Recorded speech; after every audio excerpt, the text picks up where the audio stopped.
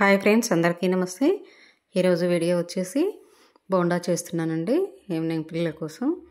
ఈ బోండా చేయడానికైతే నేను ముందుగా 1 కప్ వచ్చేసి గోధుమ పిండి తీసుకున్నా, ఆశీర్వాద్ గోధుమ పిండి.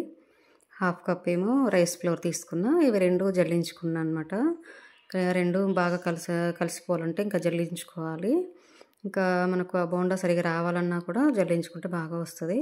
ఈ పిండిలో ఒక 2 స్పూన్స్ అయితే పెరుగు, కొద్దిగా సాల్ట్ వేసుకున్నా, కొద్దిగా వంట సోడా వేసుకొని ఇంకా బాగా ఇదైతే వాటర్ వేయకుండా పిండిలో బాగా కలిసేంత వరకు కలుపుకోవాలి. దీంట్లో 2 స్పూన్ల ఆయిల్ కూడా వేసుకొని కలుపుకుంటే ఇంకా బాగుంటుంది. మనం ఎక్కువసేపు నైట్ అయితే కలిపి పెట్టుకుంటే బాగా నానుతుంది. కానీ నేనైతే ఇంకా మధ్యాహ్నం 3కి అట్లా కలుపుతున్నా. సో ఇదైతే బాగా కలుపుకున్న తర్వాత కొద్దిగా వాటర్ వేసుకుని అయితే కలుపుకోవాలి. మనం బాగా ఇది మైదా కాదు కదా, గోధుమ పిండి కాబట్టి ఇంకా బాగా కలుపుకున్న తర్వాత నానబెట్టుకున్నాం. దాని మీద మూత పెట్టి ఇంకా 5 o'clock వస్తారు పిల్లలు, అప్పటివరకు అయితే నానుతుందని చెప్పి ఇంకా పక్కన పెట్టుకున్నాం. సో ఇప్పుడైతే పల్లీ చట్నీ చేద్దామని చెప్పి పల్లీలు అయితే వేయించుకుంటున్నా. ఇంకా పల్లీలు పచ్చి కొబ్బరితో అయితే చేస్తున్నా ఈ చట్నీ.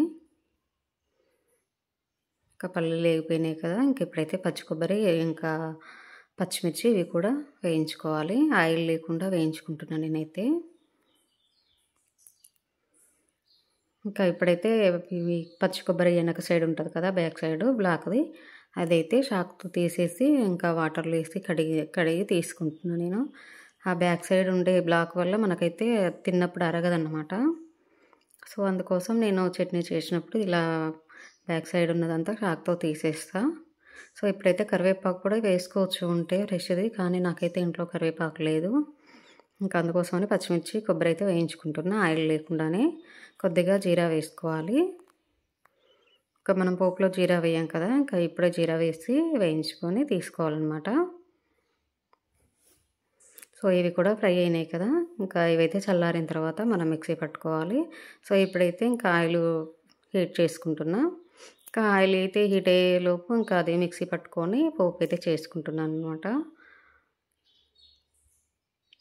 ఈ పోపు కోసం అయితే 2 స్పూన్లు అయితే ఆయిల్ వేసుకున్నా. ఇంకా దీంట్లో అయితే కొద్దిగా పచ్చిశనగపప్పు, మినపప్పు, ఆవాలు, ఎండుమిర్చి వేసుకొని పోపు చేసుకోవాలి. సో ఇవైతే ఫ్రై అయిపోయినాయి కదా, ఇంకా ఇప్పుడైతే మనం మిక్సీ పట్టుకున్న చట్నీ దీంట్లో యాడ్ చేసుకొని ఇంకా బాగా కలుపుకోవాలన్నమాట. ఈ చట్నీలో అయితే నేను 4 వెల్లుల్లి, ఒక 2 గింజలంతా చింతపండు, ఇంకా కళ్ళుప్పు వేసుకొని మిక్సీ పట్టుకున్నా.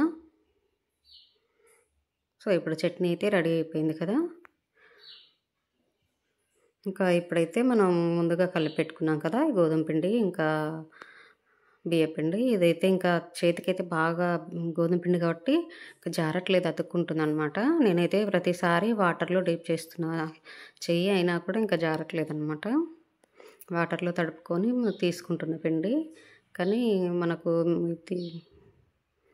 మినప్పిండి జారినట్లు కూడా జారట్లేదు, బాగా తిక్కుగా ఉందన్నమాట, పట్టేస్తుంది చెయ్యికి. సో ఇవన్నీ బోండాలాగా వేసుకొని చిన్నగా చేస్తే మా పిల్లలకైతే ఇష్టం, కానీ ఇదైతే వేయటానికి కొంచెం కష్టమవుతుందని చెప్పి పెద్దగా వేసాను నేను. సో ఇవన్నీ బాగా గోల్డెన్ కలర్ వచ్చేంత వరకు అయితే ఫ్రై చేసుకొని తీసుకోవాలి. చూడండి ఎంత బాగా వచ్చాయో కలరు. ఇది మనకు గోధుమ పిండి కదా, కలర్ అయితే పర్ఫెక్ట్గా వచ్చిందనమాట. ఇంకా మిగతా పిండి కూడా 2సారి ఇంకా వేసుకుంటున్నా. చూడండి అసలు జారట్లేదు అనమాట, చెయ్యికి అతుక్కుంటుంది. ఇంకా మైదా కూడా ఇంత జిగురుగా ఉండదనుకుంటా. నేనైతే ఇప్పుడు బియ్యం, మినపగుళ్ళు నానబెట్టి చేస్తా, చిట్టి బోండాలు కానీ బోండా కానీ ఇంకా దాంతోనే చేస్తానన్నమాట.